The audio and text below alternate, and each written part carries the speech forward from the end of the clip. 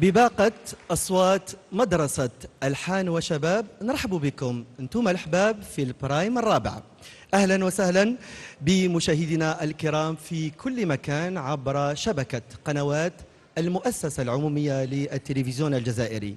نرحب كذلك بجمهور ألحان وشباب الرائع هنا بأوبرا الجزائر بوعلام بالسايح. أهلا وسهلا بالقلوب الحية. كلمات الفنان القدير الراحل رابح درياسة، ألحان المايسترو أمين دهان، نشيد نبدأ به كل سهرة. سهرة اليوم راح تكون مليئة بالمشاعر، مليئة بالإبداع، بالإبهار، بالمفاجآت. سهرة سنحقق من خلالها خطوة بخطوة ننتقل إلى التتويج باللقب في الطبعة التاسعة في البرايم الأخير. ألحان وشباب على التلفزيون الجزائري برعاية جيزي ومساهمة اتصالات الجزائر.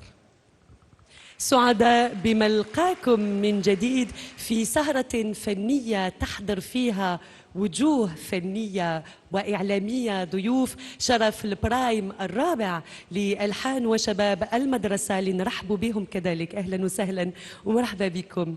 وأكيد نرحب بأعضاء لجنة التحكيم لهذا الطبعة الرابعة مع الفنانة القديرة السيدة بهجة رحال،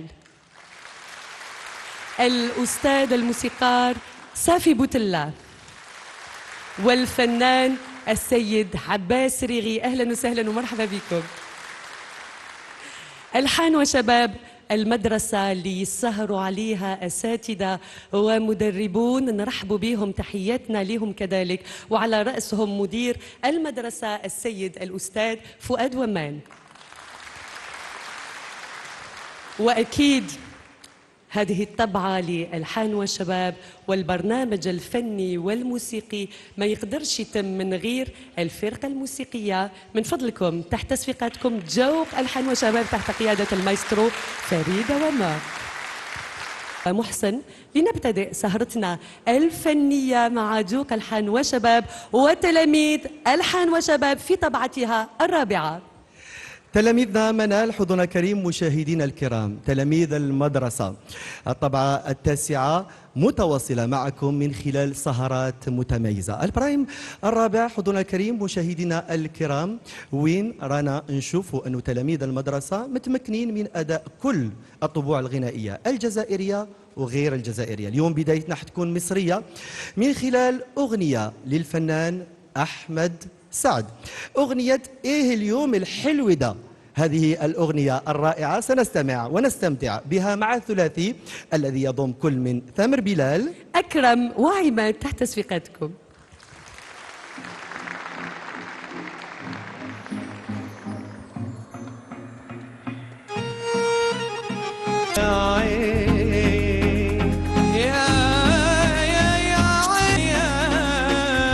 يا ليل يا عيني يا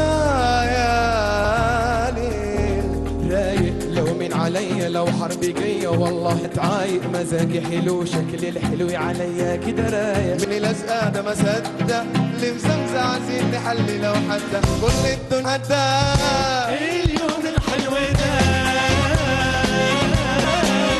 والناس الحلوة دي، اليوم الحلو ده وايه الناس الحلوة دي، انا جاي محلول وحدي متدلع، هنولع الدنيا رأسي ما خلاص تلاقي راسي والوش في تلاجة ثلاجة، أعصابي باردة ومش حاجة. إيه اليوم الحلو ده الناس الحلوة دي،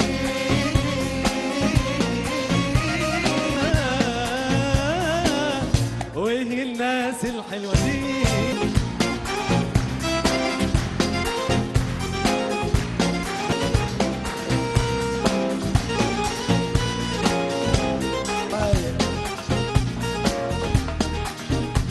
مترسق واللي ملزقة ده ما صدق لمزمزة عايزين نحلي لو حتى كل الدنيا. اليوم الحلو ده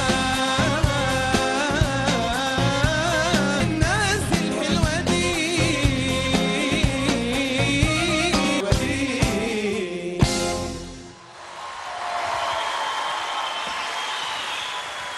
شكرا لأكرم عماد وثامر بلال.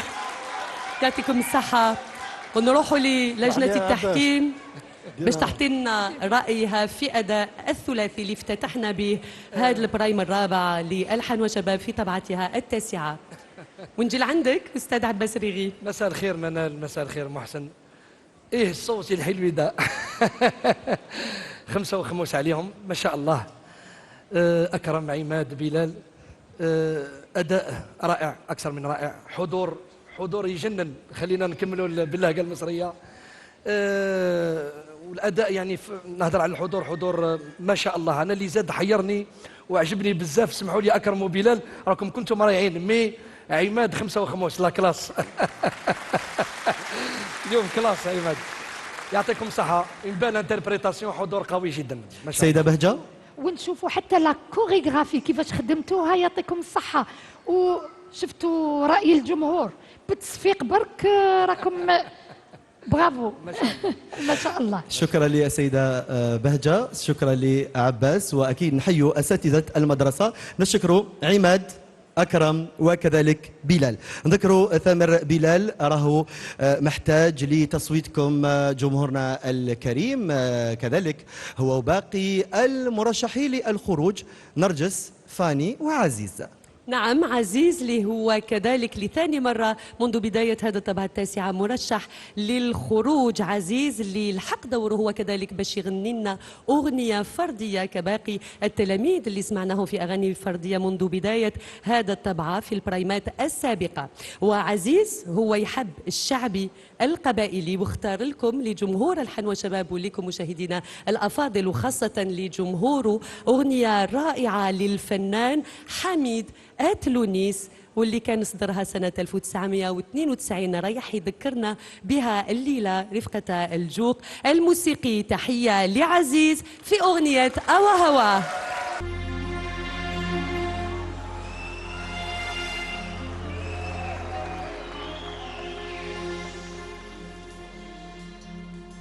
أول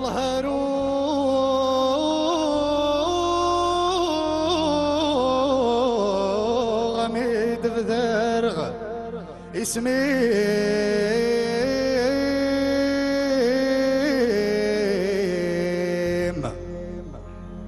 أخاق غفو ذميم أشحال يا سيف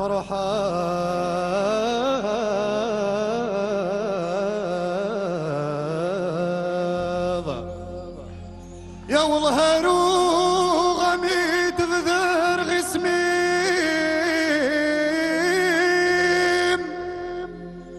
أخاقا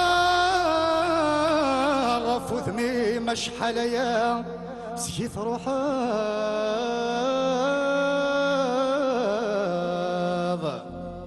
أتنادي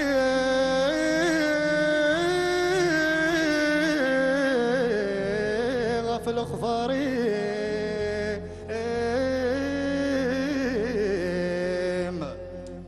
شروى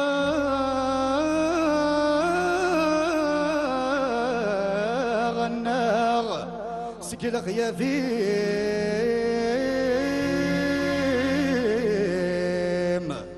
زريغ يا كان ثيريم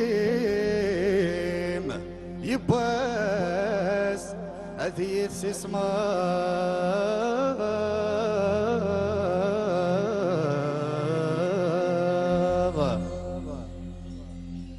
يا وهواه وهواه يمرث اللي بعرق انتي يا وهواه وهواه أيوك بغيك بروني ذي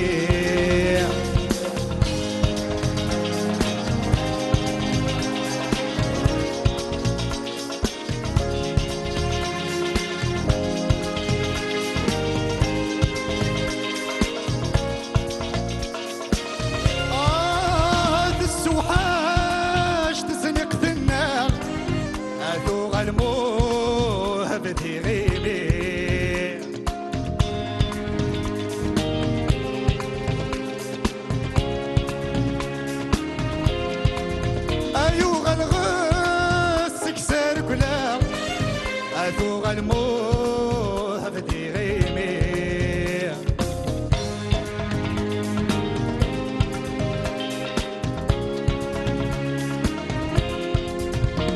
السوحاش تزنق في النار اثو غنموه بدي غيمي ايو غلغس كسر قلاغ اثو غلا رزق تمليلي المرد سفاغ سكما رفغاغ المرد سفاغ سكما رفغاغ وردت سوغال غالي تقوني يا وهواه وهواه يمر في الليل عرقنتي يا وهواه وهواه ايو كبغيك برون يدي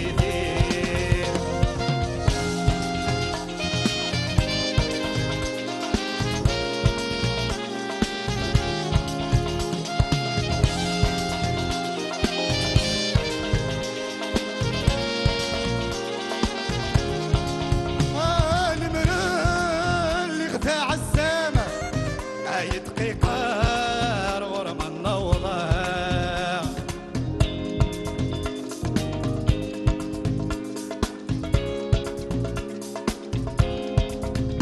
النرخي ماني وذا حمام في الطقار غرم النرسام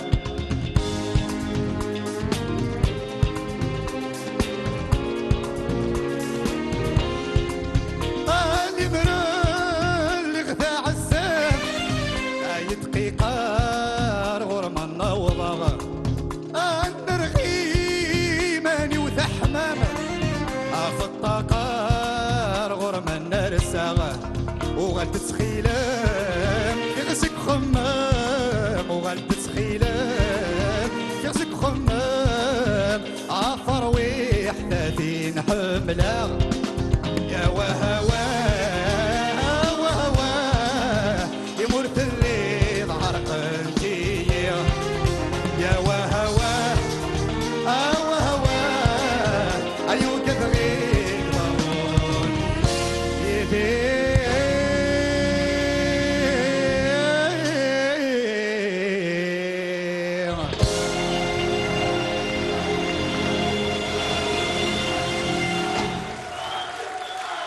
تنمرت عزيز أو هواه بصوت عزيز في العرض المباشر الرابع لألحان وشباب عبر التلفزيون الجزائري، ومباشرة دون إطالة إلى تقييم لجنة التحكيم. تفضلوا مايسترو. أنا نقدر نقول باللي عزيز يعطيك الصحة ألف خطرة.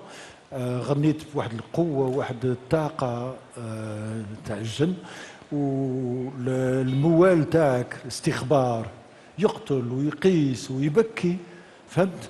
دونك قسنا تاع الصح، وعندك بزاف إلهام، تاع بوكو دانسبيراسيون، ولا فوا تاعك كبيرة، وحتى الجمهور فاق بيك. داكور. ونشوفوا انه عزيز عنده جمهور واكيد. اغنيه رائعه في طبع الرمل المايه، وين سمعنا حقيقه الاستقبال اللي راه يتكلم عليه استاذنا. نجي لعندك سيده بهجه رحال. راه الصاله كامل لي فان ديالك. لا يعطيك الصحه. استخبار هذاك اللي درتو لنا في طبع رمل المايه، يعطيك الصحه. واش مليح خيرت غنيه اللي والماتك ووريت لنا كل الامكانيات ديالك في هذه الاغنيه. برافو. شكرا. ونشوف انه استاذ عباس ريغي كذلك حاب يعطي رايه في اداء عزيز الليله. وانا نشاط الراي المايسترو والاستاذه بهجه رحال. اداء اليوم تاع عزيز اليوم قاسنا برا من المايه، وسيرتو الموال واش نقول لك، راك قريب طيحت لنا الدموع. يعني من بال انتربريتاسيون حسينا الاحساس تاعك فرم المايه، فريمون حطيت لي نوت ما شاء الله. مانيفيك، يعطيك الصحة. شكرا للجنة التحكيم، وشكرا كذلك لعزيز اللي راهو مرشح الليلة، واللي يقدر في هذا البرايم الرابع يلحق كل إحساسه وإمكانياته لجمهوره، وكذلك أكيد لمشاهدينا الأعزاء، واللي راهو ما ننساوش مرشح الليلة. والحاجة المليحة في ألحان وشباب أنه المرشحين للخروج حتى كي يخرجوا من المنافسة يبقاو في المدرسة. أحسن دليل على الشيء اللي رانا نقولوه اليوم ثنائي خرج من المنافسة، راح يقدم لنا أغنية رائعة، يونس ووسيلة. غادروا المسابقة مازال لهم يتعلموا في المدرسة، راح يمتعونا بأغنية حققت نجاح كبير ومشاهدات كثيرة عبر مواقع التواصل الاجتماعي. أغنية كحلة العيون. كحلة العيون لفرقة بابيلون تحت تصفيقاتكم.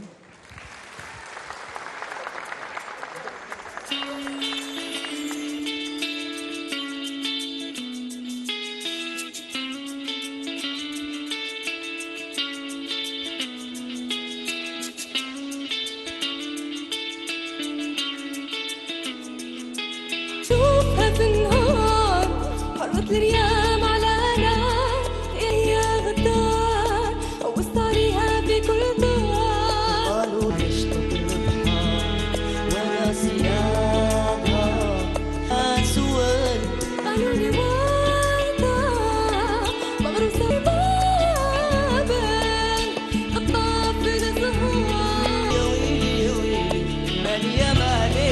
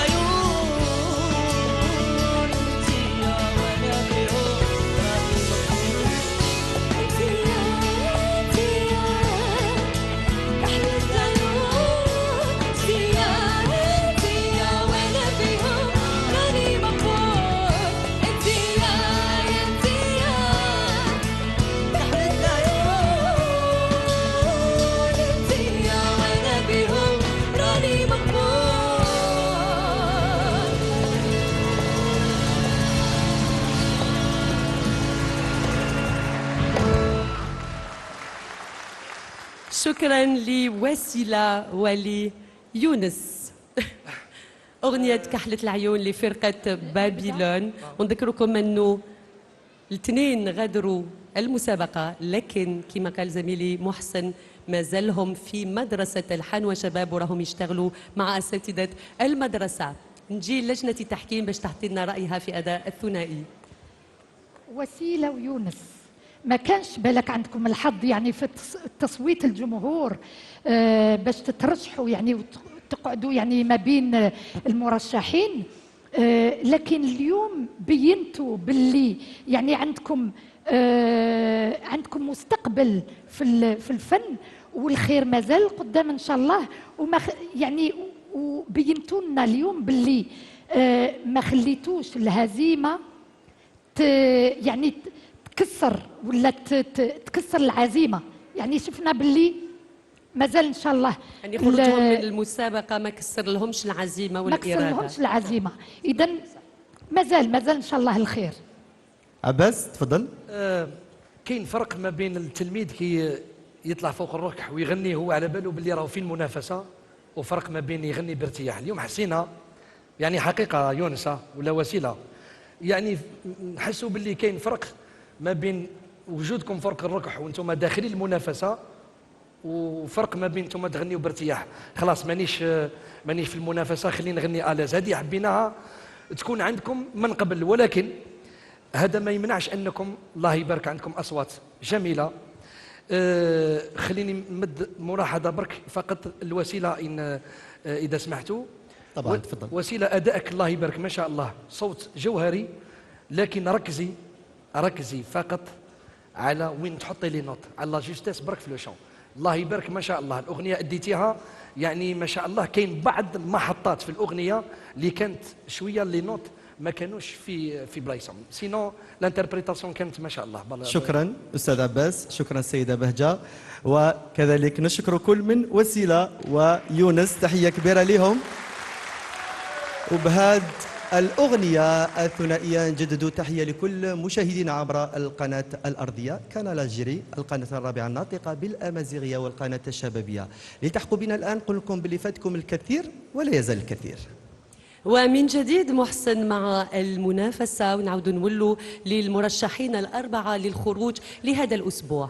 كما ولفنا لكم في مدرسة الحنوة شباب، وهذا منذ عودة المدرسة في 2007، المرشحين الأربعة للخروج في كل مرة لهم فرصة إضافية باش يقدروا يقنعوا جمهورهم والناس اللي يحبوهم كذلك. هذا بمقطع أكابيلا يغنوه يعني من غير موسيقى من غير جوك في دقيقة. والبداية رايحة تكون مع نرجس.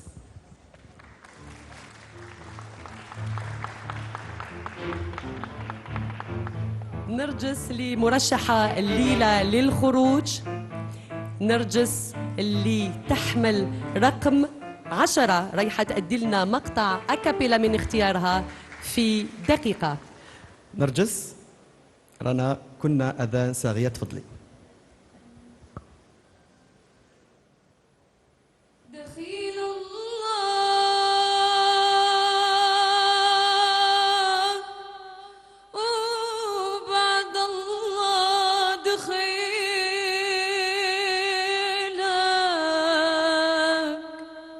ولا ظنك ترد اللي انت خابك. هزمني الشوق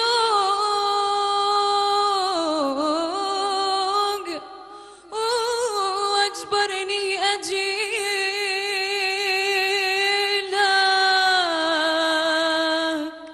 بتالي الليل هادق بابك.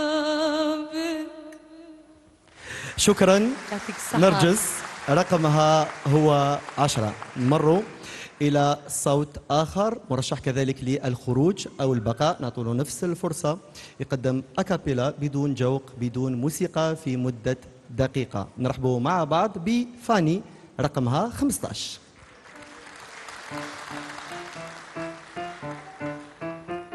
فاني مرشحة الليلة هي كذلك، وكباقي المرشحين الأربعة للخروج رايحة تأدي لكم جمهور الحنوة شباب مقطع أكابيلا في دقيقة. أهلا فاني، تفضلي.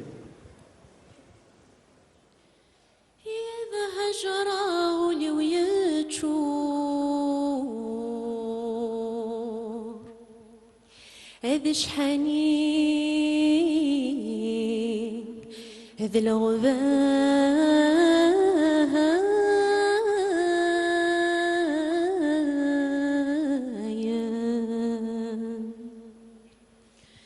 هي الدنيا ثم الغرور يبصا ويكميون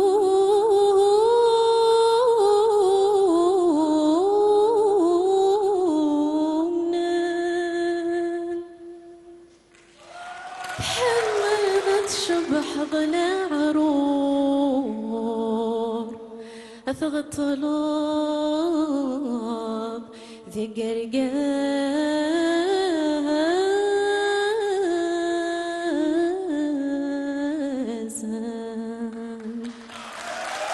شكرا فاني. نذكركم أنه فاني كذلك مرشحة للخروج ورقمها 15. بإمكانكم إنقاذ الصوت اللي راكم حابين تشوفوه يبقى في مسابقة ألحان وشباب، وهذا بالتصويت باختيار 15 لفاني أم 10 لنرجس، 13 لثامر بلال أم 2 لعزيز، وببحث رسالة قصيرة على الرقم 60101 أو عن طريق التطبيق كذلك المخصص للمسابقة MOPTV. وحنايا لا نزال في بداية هاد السهرة، هاد البرايم الرابع لألحان وشباب المدرسة في طبعته 9، دائما مباشرة من دار الأوبرا على قنوات التلفزيون الجزائري، ودائما مع الراعي الرسمي للبرنامج جيزي، وبمساهمة اتصالات الجزائر. وسهرتنا كذلك متواصلة مع تلاميذ المدرسة والمفاجآت العديدة لهذا البرايم الرابع، واللي من بينهم ضيفة البرايم، وهي ضيفة مميزة، فنانة جزائرية متميزة جمعت بأحبالها الصوتية بين الأصالة والمعاصرة، بين التراث والتجديد. صنعت لنفسها اسما في الساحة الفنية الجزائرية، هي الفنانة راضية منال. تحية من فضلكم للفنانة راضية منال. راح ترافق كل من نرجس ووائل في أداء أغنيتين، أغنية فرد غزيل وكذلك أغنية خلوني فنيتي.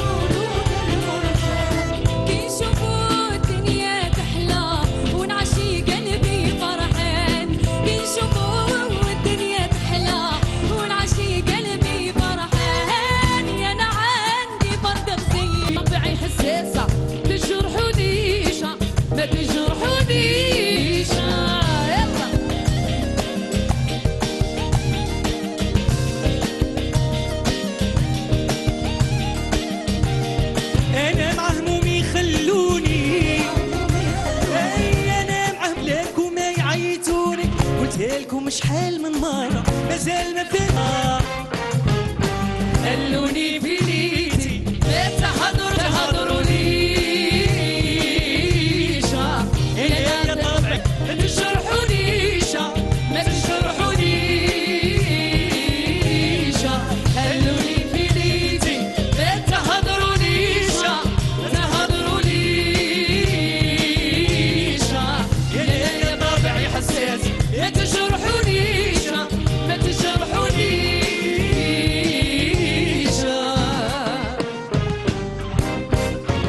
ميرسي. وشكرا لضيفة البرايم الرابع الفنانة الجزائرية المتألقة والمبدعة راضية منال، واللي نشوفوها من جديد في نهاية هذا البرايم. وشكرا للثنائي على هذا الأداء. ومباشرة نجي للجنة التحكيم ونجي لعندك أستاذ صافي بوتلا. أنا عجبني بزاف. دابور مرحبا بالراضية منال que j'aime beaucoup. لي شانسون كانوا شابين بزاف. نرجس كنتي بيان بصح المارياج تاع زوز اصوات بالك ما c'était pas le mieux quoi. Avec Wael c'était un peu plus ça allait mieux. يعني جيتوا في بعضكم bien, un beau mariage de voix. J'ai beaucoup aimé. يعطيكم الصحة. Bravo. نسمعوا رأي آخر. عباس تفضل. إضافة إلى ما قالوا الأستاذ صافي بوتلا، ربما كيعود لو ديو ما بين اون فوا فيمينين اون فوا ماسكولين، يعني نحسوا باللي كاين عمل، وحتى من الجمهور وحتى من الاذن الذوق كل ما هو ديو ما بين صوت نسائي صوت رجالي. ربما هذا هو الشيء اللي خلانا كي سمعنا لو ديو ما بين نرجس وما بين الفنانه الكبيره رضيا منال، ما حسيناش باللي كاين فرق ما بين اصواتهم، يعني ما حسيناش باللي كاين ديو فيمينا. حاجه اللي نزيد نضيفها الى وائل، يعطيه الصحة، أداء رائع، لكن يا وائل نعاود ونكرر، رد بالك من الإيقاع، رد بالك من الإيقاع مهما كانوا التقنيات الصوتية، وكي تحب ترتجل مد اعتبار لابوكل ريتميك، ما تخليش الصوت تاعك يغلب ويخلي لو ريتم يوصل لابوكل تعدي. هذا ما نوصيك ديما نلح على الإيقاع، لأنه هو الرسمي في الأغنية. شكرا للجنة التحكيم، يعطيكم الصحة على تقييمكم. ونشكر أكيد وائل ونرجس، تحية كبيرة لهم وفضلكم، يعطيكم الصحة. نذكروا أنه نرجس رقمها 10 مرشحة للخروج، كذلك فاني رقمها 15 وين سمعناهم قبل قليل في فرصة من أجل تصويت أكثر للجمهور وكذلك إقناع لجنة التحكيم. كما سمعنا نرجس وفاني نسمعوا صوتين آخرين راهم مرشحين للخروج، ونبداو بعزيز رقمه 2.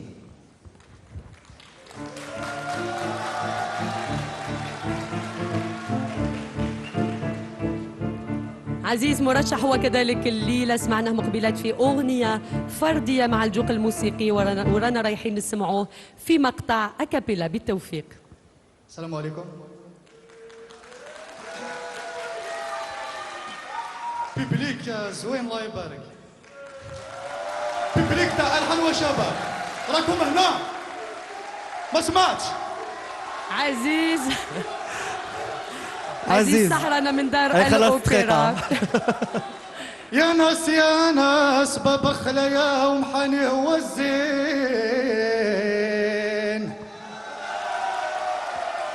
يا ناس ببخلة يا ومحني هو الزين. أنا خسرت مالي ومال بويا، أنا خسرت مالي ومال بويا، وعلى جالك يا عمري أنا نزيد الدين.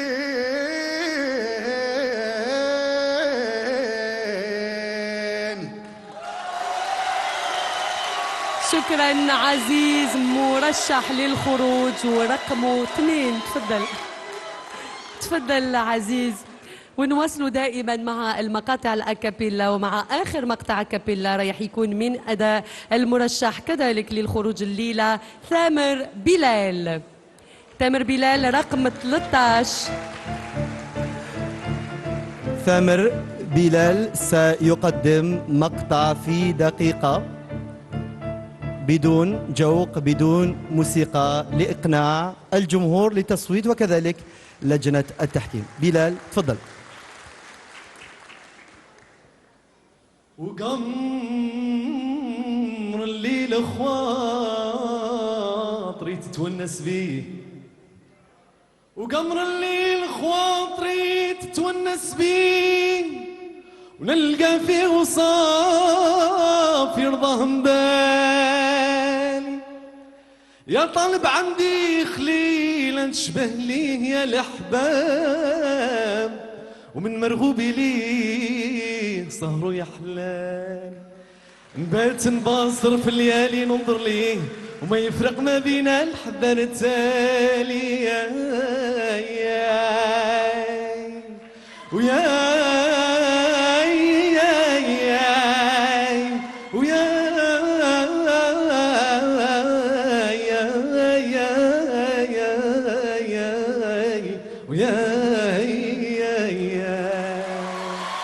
شكرا ثامر بلال رقم 13. شكرا ثامر بلال. إذا أعجبكم أداء ثامر بلال ما عليكم غير تصوتوا عليه. رقم 13 عزيز رقم 2، نرجس رقمها 10 وفاني رقمها 15. نعم محسن، لكن قبل هذا نواصل دائما مع البرنامج الفني الموسيقي الرائع اللي محضرينهن التلاميذ أساتذة المدرسة مع الجوق الموسيقي في هذه السهرة الرابعة لألحان وشباب المدرسة. وكما ولفناكم طبوع موسيقية مختلفة، دائما الفنانين يعالجوا كذلك من خلال الموسيقى والفن مواضيع مختلفة، لأنه في هذه الدنيا فيها شحال من حكاية وحكايات، وغنوا عليها شحال من فنان وفنانات. وفي أغنية الراي الفنان اللي نحبوه بزاف الشاب بلال عنده وش غنى من مواضيع، وحكاية بلال لسيد الجوج رايح يحكيها لنا الليلة عماد الدين.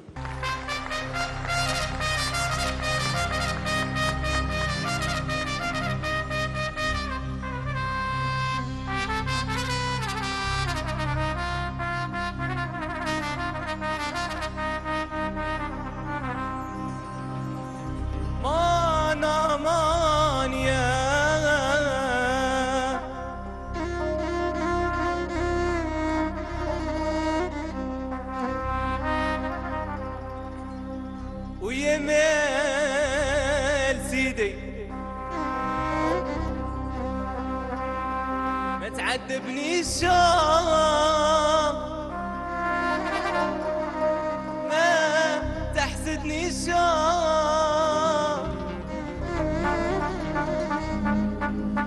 كلها وزهرو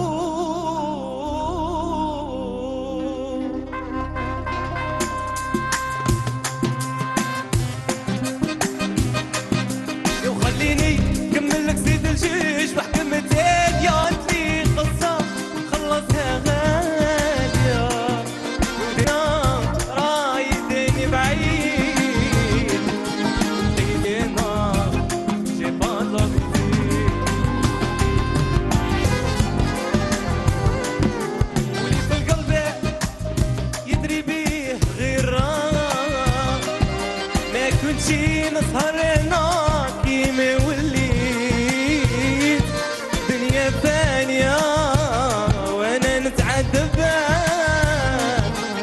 اللي راحت عليا انا كاني صفورة ولي في القلب يدري بيه غير راح ما كنتش نسهر هنايا كيما وليت دنيا ثانية وانا نتعذب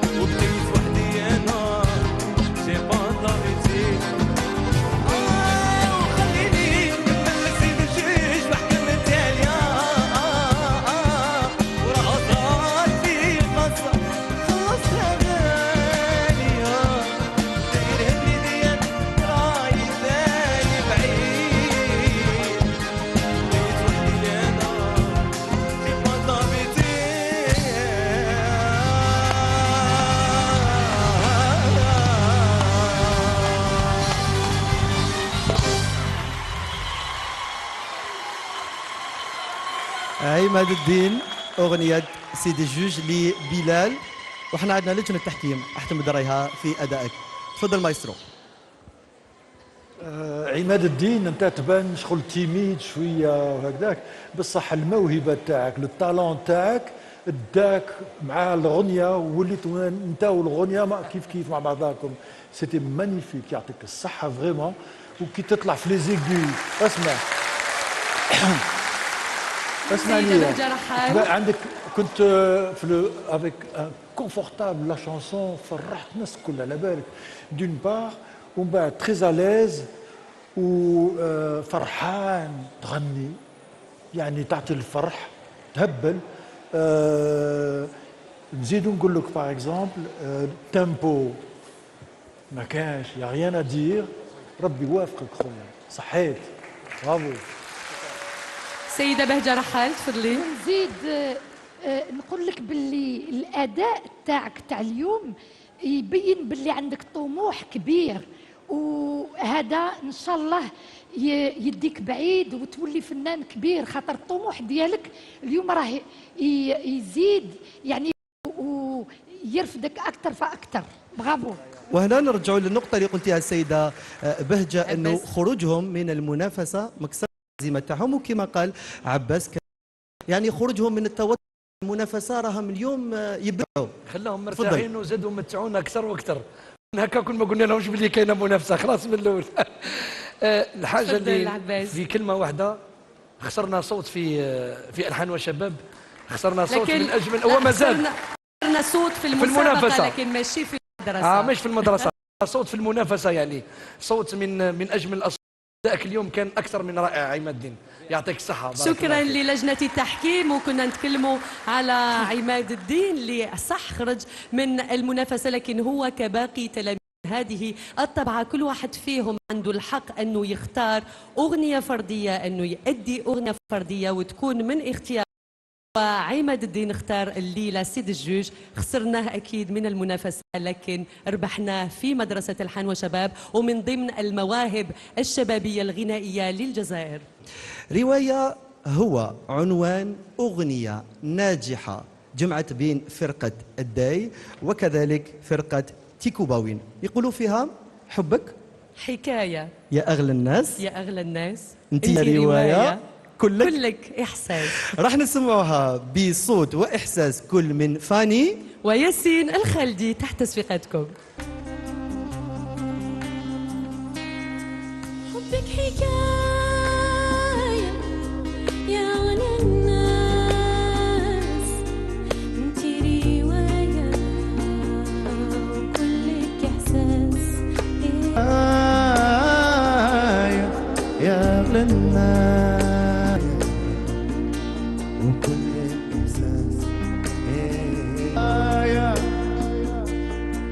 حبك حكاية رواية، حبك حكاية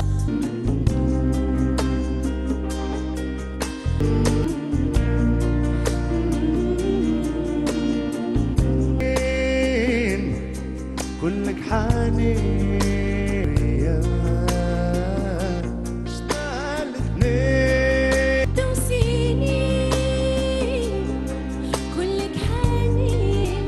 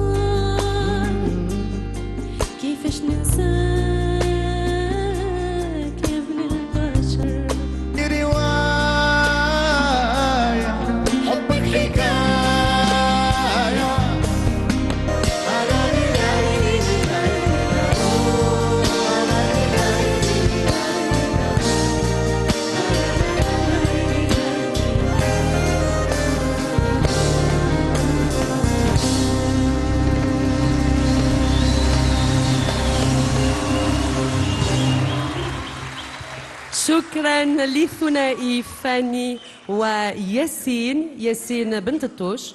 ياسين الخالدي هو الاسم الفني، عيطوا لك ياسين الخالدي. نجي لجنة التحكيم باش تعطينا رأيها في أداء الثنائي، وخاصة مع هذه الأغنية الجميلة، الرواية اللي الجمهور يحبها بالبزاف، واللي كانت من أداء تيكو وفرقة الداي. لمن شكون يتفضل؟ أستاذ صافي بوتلة تفضل. الأغنية رائعة, vraiment incroyable, une chanson merveilleuse qui sent l'Afrique تاعنا. Fanny كنتي كالعادة très gracieuse mais avec beaucoup de force et de détermination. ياسين انت فرحتني ياك، شفيت على هذيك الخطرة وانا aussi شفيت، بصح اليوم اخويا tous les deux ensemble الثنائي هذا يواتي مليح، il va bien, il va très très bien. Je vous félicite vraiment tous les deux. Bravo. شكرا. وقفتنا التكريمية في هذه الليلة لقامة فنية وقيمة إنسانية، رمز من رموز الأغنية الجزائرية الآمازيغية الذي جعل من فنه رسالة عابرة للحدود، ترجمت أغانيه لأكثر من 15 لغة، غنى وتغنى بالحب، بالسلام، بالوطن، بالأم. الفنان الكبير الراحل إيدير رحل عن المكان في 2 ماي 2020، لكنه سكن الزمان. اليوم عصافير مدرسة ألحان وشباب سيغردون واحدة من أجمل أغانيه، تسكرت، مع الثنائي كل من إيناس واسمها تحت تصفيقاتكم، لنستمع لثمشه تنسكرت تحت تصفيقاتكم.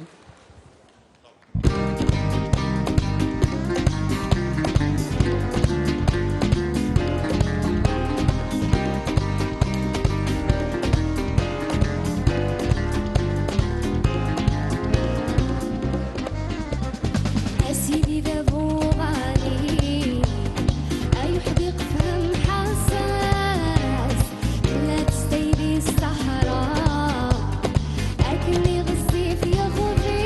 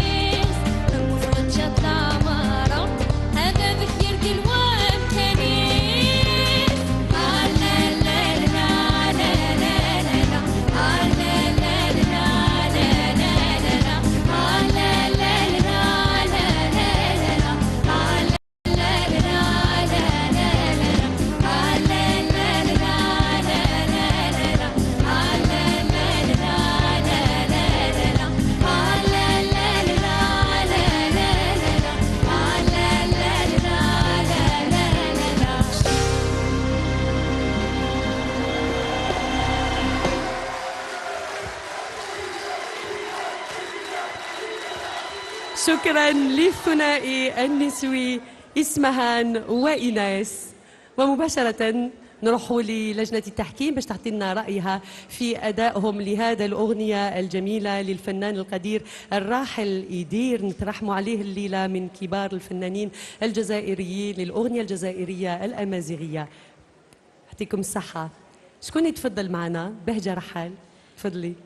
بلادنا قارة الله يبارك، وفيها شخصيات كبيرة في كل النواحي، يعني نواحي الجزائر في الغناء الجزائري من الشمال إلى الجنوب، من الشرق وإلى الغرب. وعندنا نجوم كبار اللي رفعت اسم وراية الجزائر في كل العالم. واليوم راكم يعني غنيتوا أغنية لإيدير الله يرحمه، وهذا تكريم يعني لكل عمل اللي قام به. ونشوفوا يعني باللي الخطرة اللي فاتت مثلا أسمهان غنيتي أغنية عمر الزاهي الله يرحمه شيخ البلاد، وتانيت يعني الناس يحبوه بزاف ومتواضع وخلى يعني إرث كبير جدا. واحد من عمالقة الفن الجزائري الأغنية الشعبية. وهنا الاداء تاعكم الايدير الله يرحمه بين باللي يعني، ونشوفوا باللي يعني خاطر كتبت يعني كلمات باش ما ننساهاش يعني كي نتكلم معاكم، يعني كل واحد فيهم ينشر المحبه والوحده ما بين جميع يعني المناطق في بلادنا، وهذا شيء جميل جدا.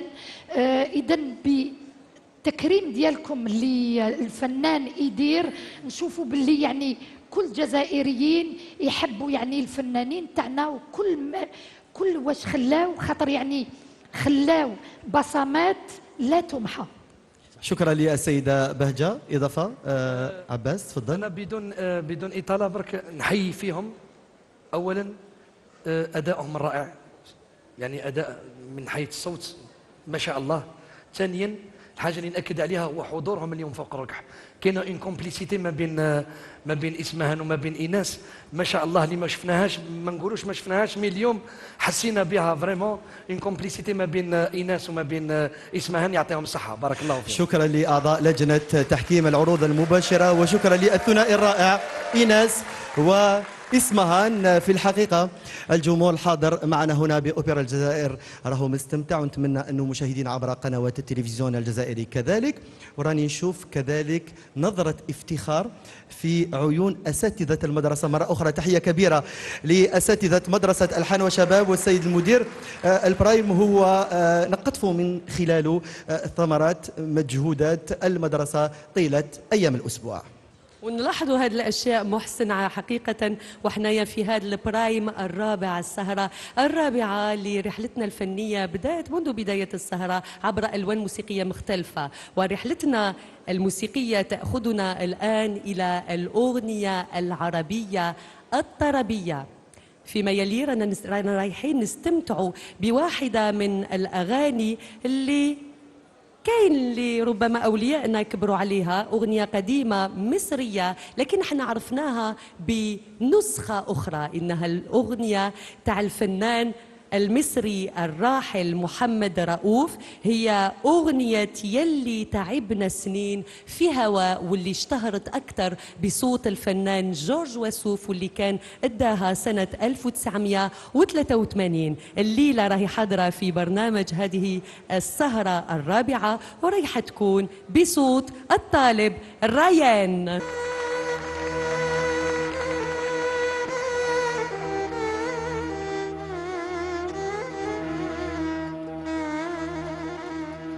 عيني لغير جمالكم لا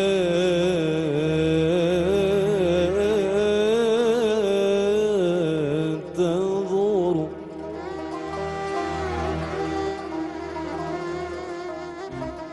عيني لغير جمالكم لا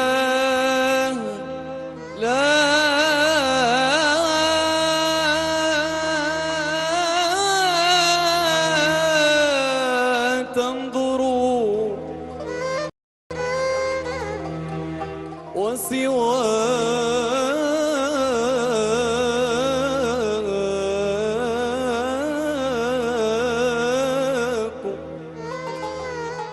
وسواكم في خاطري لا يخطر.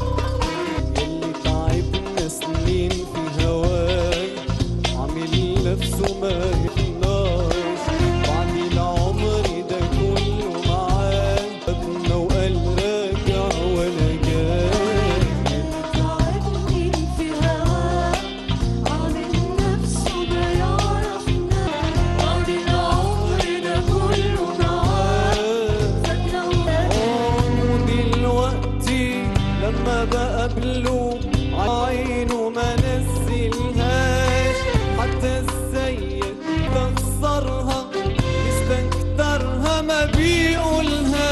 اللي بحبه ضيع قلبي بلاش، حتى السيد مستخسرها مستكترها ما بيقولهاش. اللي بحبه ضيع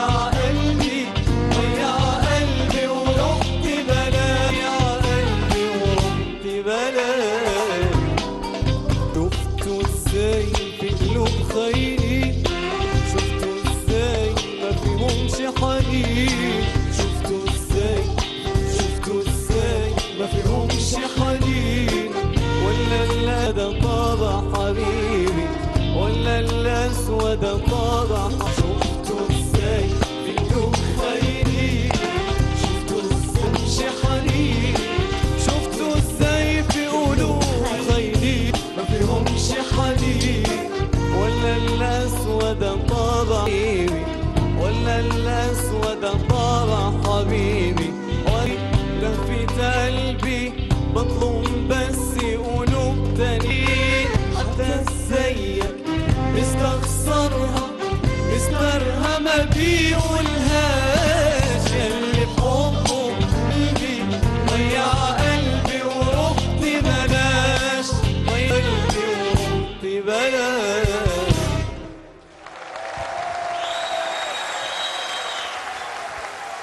يلي تعبنا سنين في هواك، أغنية كما كانت تقول منال منذ قليل اشتهرت أكثر بصوت سلطان الطرب العربي جورج وسوف. سمعناها في سهرة ألحان وشباب على التلفزيون الجزائري بواحد من الأصوات الطربية لمدرسة ألحان وشباب ريان. تحية كبيرة له مرة أخرى من فضلكم.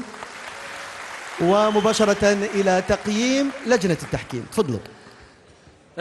يا ريان يا ريان يا فنان يا كبير، احنا اليوم ما تعبناش، اليوم تمتعنا كثير بصوتك العزيز، الصوت هذاك الجواهري، وخاصة حضورك وتأثرك وإحساسك القوي اليوم فوق الركعة، بغض النظر عن التقنيات الصوتية اللي ما شاء الله اللي تحطها في بلاصتها. ما شاء الله 5 وخموس. احنا نفتخر عندنا أصوات في الجزائر لتأدي الأغنية الشرقية خليني نقول لك تأديها بكل إحساس بكل روعة.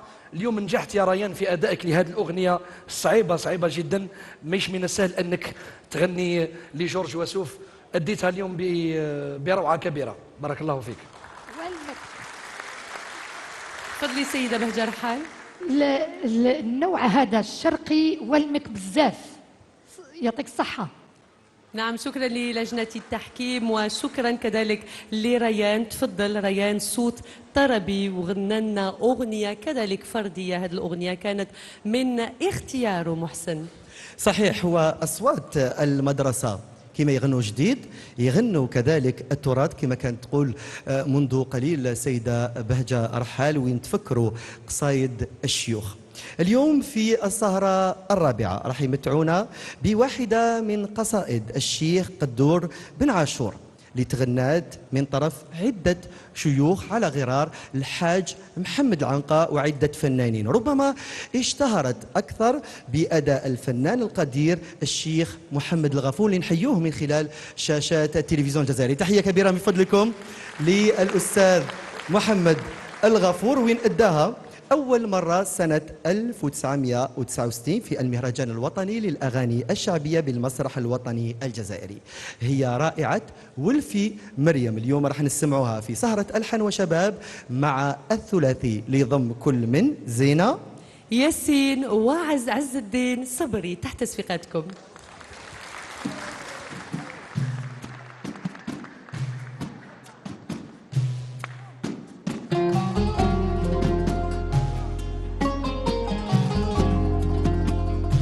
يا والله عذرا محمرة طلت من سرجان عارم زلالة باهية قدم خنته في قوامه والحسن الفايق يفتخر عند الريت سام عطني يا عشاق صرت من وجدينا التمام والنادي من شوقي ولعتي قلبي هج غرامه حن نظرات قاوية ليلي ضجت لنيام قلت لها يا هفاه هوك جار عليا حرجان بالقموص سكر ساقينا دي عني بلطامو كبني ومسيت في احكامه مملوك غلام.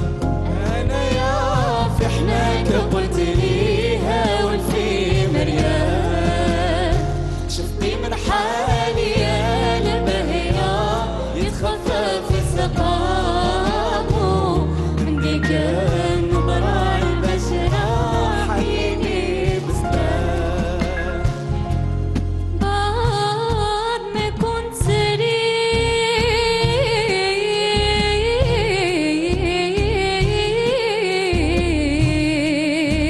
سرير في جوابي وليت بكيان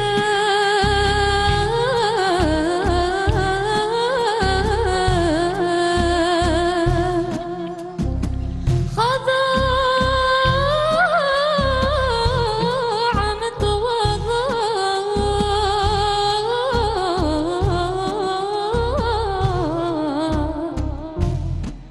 طالب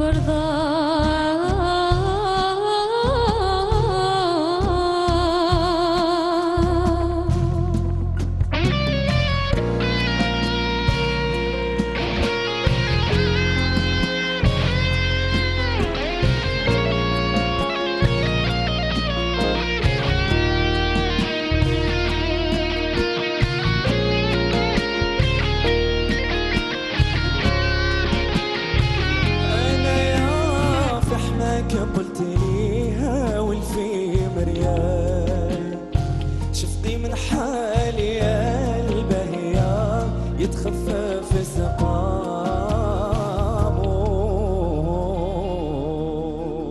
من ديك النظرة البشرة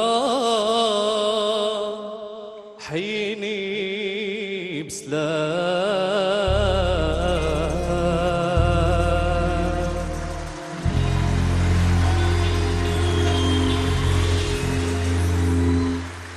وشكرا للثلاثي عز الدين صبري زينة وياسين لأدائهم لهذا القصيد الرائع ولفي مريم، واللي كان أداء يعني بطريقة معاصرة شبابية. جميل كذلك أنه الشباب الجزائري يتغنوا بقصائد الجزائر. ونجي مباشرة لعندك سيدة بهجة رحال باش تقيمي لنا أداء الثلاثي.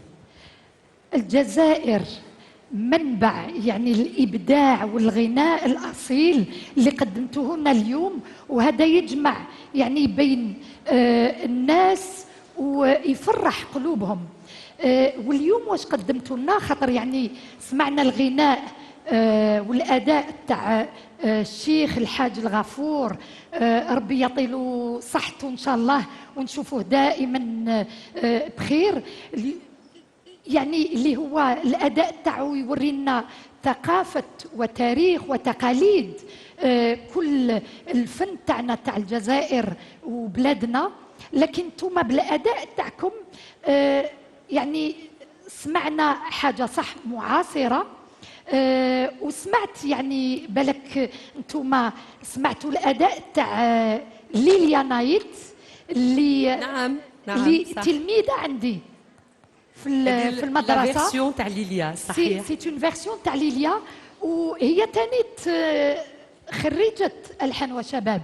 يعني ما كانش من الناجحين، لكن شاركت في الحان وشباب، ونشوفوا باللي هي تانيت يعني راهي قايمه يعني فنانه محترفه، وان شاء الله انتم تاني نعم.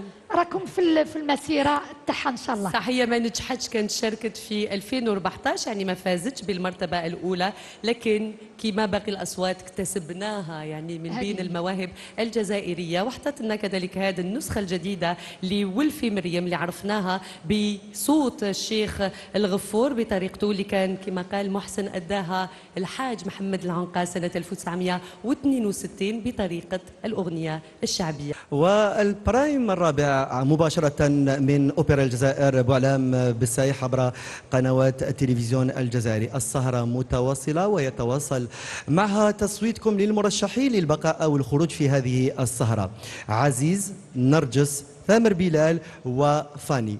من أصل 20 صوت في نهاية هذه السهرة راح يبقى 14 صوت يتنافسوا على لقب الطبعة التاسعة لمدرسة الحان وشباب. هذه الطبعة التاسعة اللي كما تكلمنا عليها منذ بداية هذه الطبعة، فيها فقرات جديدة بعد ما استمتعنا بفقرة التكريم اللي كان لواحد من كبار الفنانين الجزائريين الفنان الراحل. يدير الحق الوقت الآن باش نروح ونعيشوا المواجهة الفنية لكم، هو استعراض صوتي، العضلات الصوتية وكذلك الإحساس. دائما المواجهة تجمع بين صوتين من أصوات المدرسة، والليلة المواجهة الفنية رايحة تكون مواجهة نسوية، والأغنية رايحة تكون صوفية. رباني ترابك يا صوف للفنان محمد محبوب وخالد محبوب رايحة تكون الليلة من أداء الثنائي أسماء وشيبة. تحت تحياتكم تبدأ المواجهة.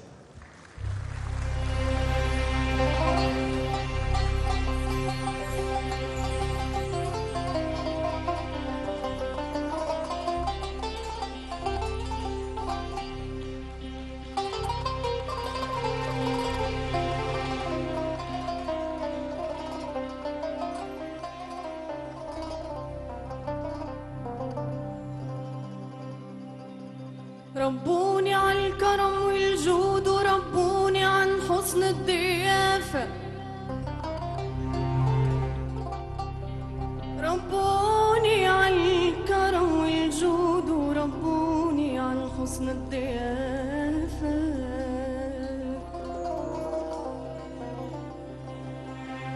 ربوني على الكرم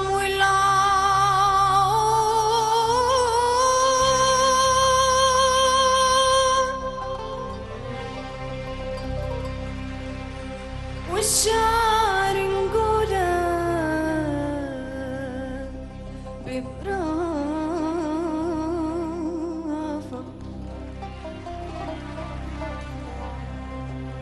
ميصل كساف الغروب،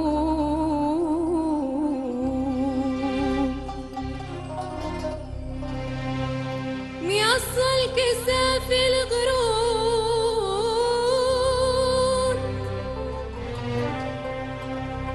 صوفيا أنا، صوفيا أنا، صوفيا أنا وجدودي سوافة.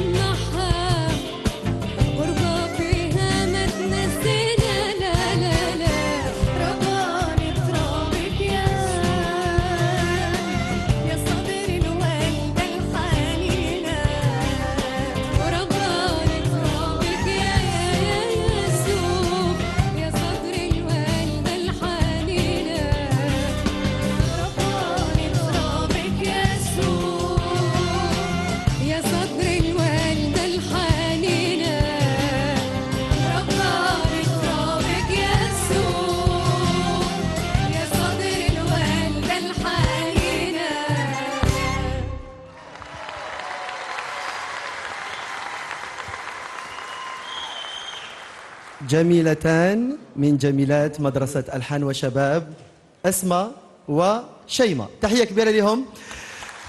قدموا لنا هذه الأغنية ضمن سهرة متميزة من سهرات ألحان وشباب، وين الرحلة متواصلة في الجزائر. نغني التراث، نغني الجديد، نغني تراب وادسوف، ونغني تراب الجزائر. ومباشرة إلى تقييم لجنة التحكيم. تفضلوا مايسترو، تفضل.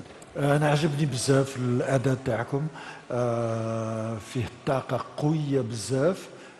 أسماء ديتي لو ديو هذا الثنائي هذا ديتيه طلعتيه الفوق بزاف وعاونتي أختك داكور. وفي زوج راكم تري تري غراسيوز ان بلوس، بيان ابيي، اون بيل توني دو سين داكور، وعندكم لا بويسانس لا سنسيبيليتي. يعطيكم الصحة. سيدة بهجة رحال. أنا عندي مشكل يعني بين أسماء وشيماء، عندي مشكل كبير، خاطر يعني الأداء رائع والتفاعل قوي جدا يعني بيناتكم. نسمع صوت نقول هذا هو، ومن بعد نسمع شيماء نقول هذا هو. إذا كيفاش نخيروا؟ درتوا لنا مشكل. يعطيكم الصحة في زوج. واحنا يا ككل مرة في المواجهة دائما ناخذوا رأي الجمهور. بدينا بلجنة التحكيم، لكن أكيد رانا رايحين نجوا لعندكم جمهورنا تاع الليلة باش تقولوا لنا شكون عجبتكم الأكثر. شيماء.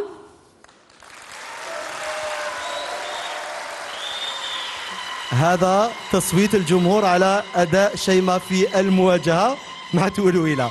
الآن إلى تصويت الجمهور هنا بأوبرا الجزائر لأداء أسماء.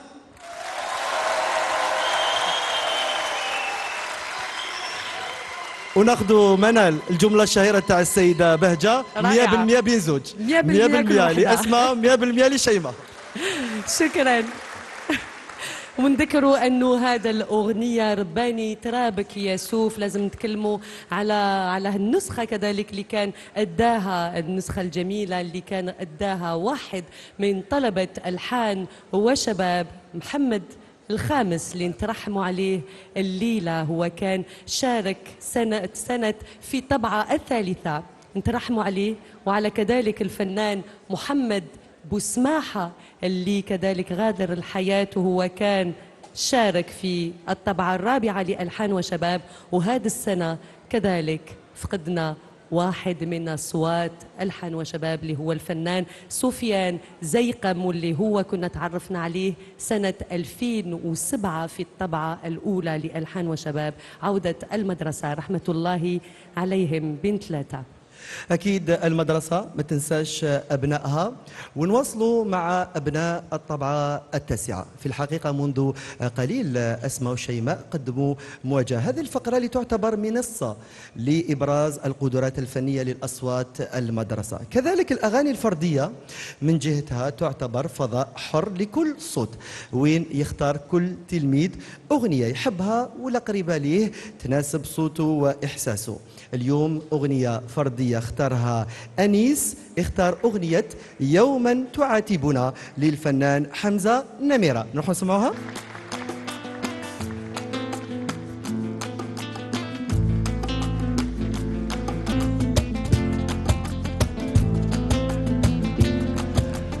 يوما تعاتبنا وقعدنا وشربنا، يوما تعاتبنا وقعدنا وشرب الشراب العال يا ويلي والحال.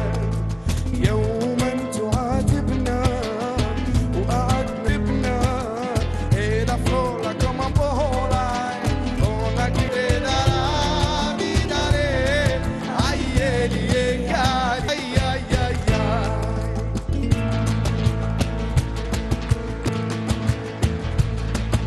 Mi vario ma pegao,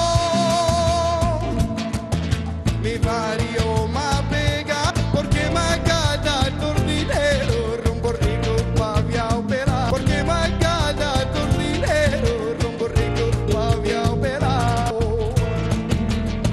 Gloria al primo re de la muerte.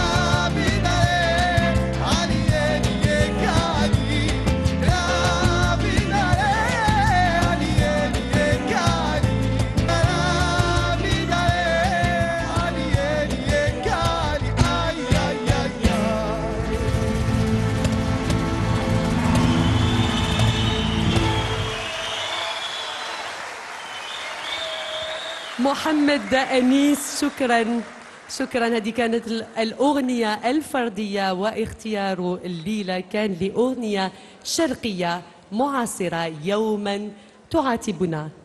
نجي مباشرة لعندك أستاذ عباس ريغي. أنيس الصوت الجميل، أنيس لا كلاس هو تاني اليوم كلاس، الله يبارك، حضور قوي.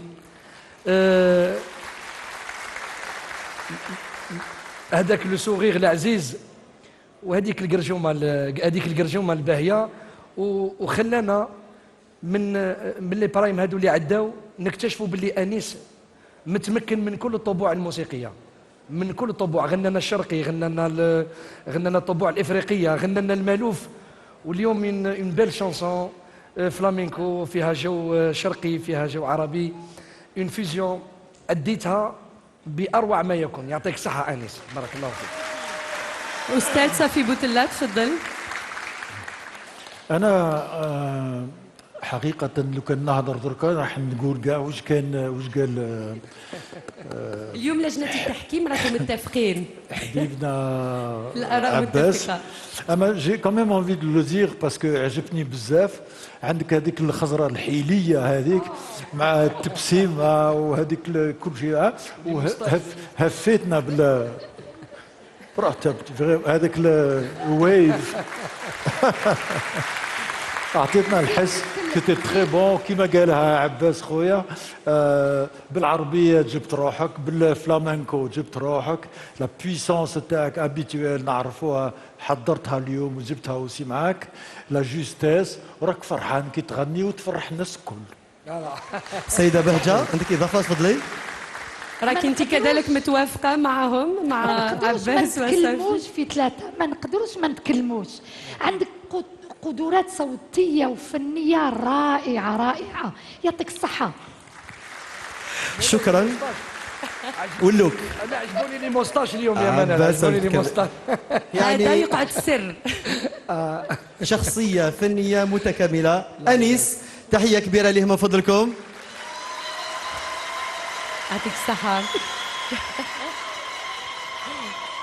واليوم استمعنا واستمتعنا بأداء أغاني فردية لكل من أنيس، عزيز، ريان وكذلك عماد الدين. بقاو 4 شباب راح يمتعونا باختياراتهم في البرايم القادم. نبقاو في برايم اليوم وبقات لنا محطة واحدة وحاسمة بعد قليل في ألحان وشباب، الطريق إلى النجاح على التلفزيون الجزائري برعاية جيزي ومساهمة اتصالات الجزائر. منال. نعم، ونقول لكم جمهورنا الكريم مشاهدينا الأعزاء أنه عملية التصويت لقد انتهت والنتائج راهي الآن نهائيا. راح نتعرفوا عليها في الفقرة الأخيرة لسهرتنا بعد الأغنية اللي رايحة تقدمها لنا ضيفة البرايم الرابع، الفنانة القديرة راديا منال، اللي جات تشارك تلاميذ مدرسة الحان وشباب بصوتها بأغانيها، وأكيد تطل على جمهورها الكبير من خلال برنامج الحان وشباب ومباشرة على قنوات التلفزيون الجزائري. فتحية لراديا منال اللي نستقبلوها مباشرة بعد الفاصل القصير. حكايتي حكاية عشق وغرام، قبل المراية نتفكر ليا الريا نايا ما لقيت له كلام، مسلسل بلا عنوان، قالوا مهنية وعايشة في أحلام، حاطين هواية جراح وآلام، في حيرة كاتمني تخمامة، مستشفى في العديان. دوري عليا، خلوني اللي فيا يكفيني.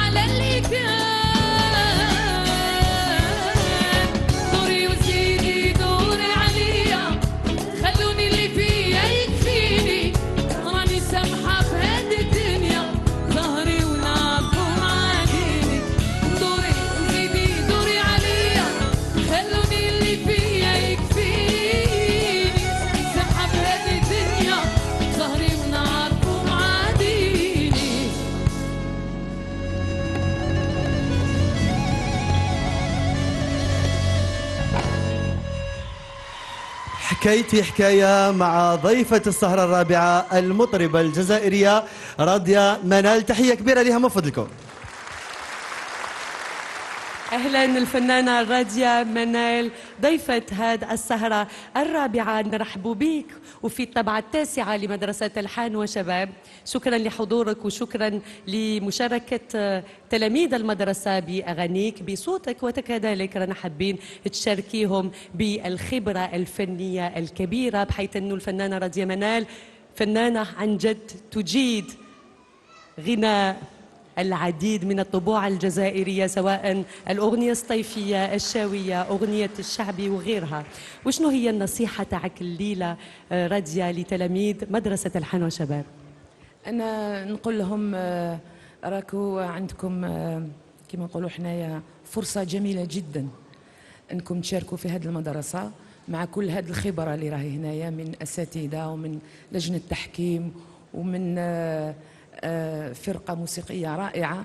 دونك أنا نقول لهم اغتنموا الفرصة، احفظوا، اسمعوا، ركزوا، وإن شاء الله راح تكونوا لا نوفيل جينيراسيون للغناء الجزائري إن شاء الله. أكيد هم مستقبل الفن في الجزائر. الفنانة راضية منال متعارف ب يعني شهادة الجميع أنه أصوات هذه الطبعة كلها أصوات رائعة.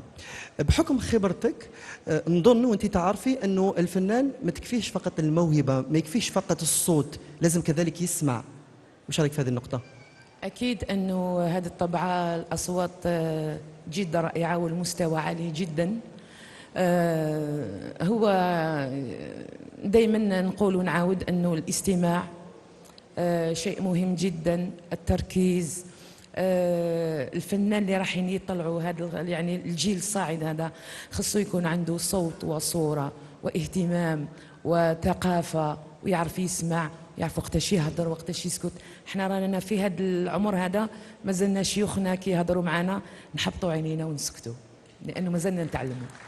نصيحة ذهبية من حنجرة ذهبية. تحية كبيرة للفنانة راضية منال، يعطيك الصحة. وبهذا لحقنا للحظة الحاسمة، اللحظة لكل مرشحين الأربعة للخروج دائما ينتظروها، لأنه هي لحظة الإعلان عن النتائج، نتائج تصويت الجمهور وبعدها نتائج اختيار لجنة التحكيم. ونذكركم أنه نتائج تصويت الجمهور دائما تكون بمصادقة من طرف المحضر القضائي الأستاذ عبد الليلي، يبقى حاضر معنا إلى غاية نهاية هذه الطبعة التاسعة. محسن، محطة أخيرة وحاسمة، وعليه ندعو المرشحين الأربعة للخروج أو البقاء في المنافسة. عزيز رقم 2، نرجس رقم 10، ثامر بلال رقم 13، وفاني رقم 15.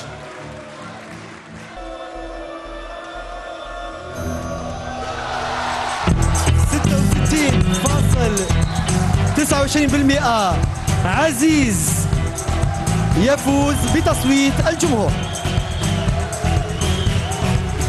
عزيز يفوز بالمرتبة الأولى لتصويت الجمهور، وتليه في المرتبة الثانية كل من فاني، في المرتبة الثالثة بلال، وفي المرتبة الرابعة نرجس. وانتم تبقاو دائما راكم مازلكم مرشحين الليلة، واحد فيكم رايح يتم اختياره من طرف لجنة التحكيم. تفضلوا نروحوا ناخذوا قرار لجنة التحكيم، وين رانا نشوفوا أعضائها راهم يتفاوضوا على اختيار الليلة. ونجي لعندك سيدة الأستاذ عباس رغي، تفضل. هي وجود التلاميذ في المدرسة هو نجاح كبير، يعني هذا شيء مهم اللي لازم يحطوه في راسهم. أي تلميذ في المدرسة وجوده في المدرسة اليوم وإطلالته على الجمهور الجزائري وصعوده فوق الركح هو نجاح. اللجنة والصوت الذي تم اختياره من طرف لجنة التحكيم هو بلال تامر، هو الصوت اللي فضلت لجنة التحكيم انقادوا في سهرة اليوم ولثاني مرة. عشنا لحظات رائعة في هذا السهرة الرابعة لألحان وشباب، وأكيد رانا رايحين نواصلوا دائما مع المفاجآت في البرايمات القادمات، وكما بدينا بها نكملوا بها. أهلا وسهلا بالقلوب الحية.